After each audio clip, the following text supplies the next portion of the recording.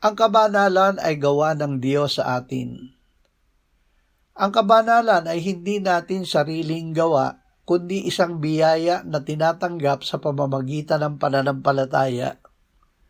Upang maranasan ito, kailangan muna ang matapat na pagnanais at paglilinis, ang pag-amin at pagtalikod sa mga karumihan ng laman at espiritu sa pamamagitan ng dugo ni Kristo. Pagkatapos, ang ating pangunahing dapat gawin ay ang maniwala at tumanggap araw-araw mula sa kapuspusan ni Kristo na siyang tanging batayan ng ating pagpapakabanal. Ang banal na Espiritu ang nagpapadaloy ng buhay ni Jesus sa atin, habang ang iisang Diyos, Ama, Anak at Espiritu ay nagkakaisa upang hubugin tayo bilang kanyang banal na templo.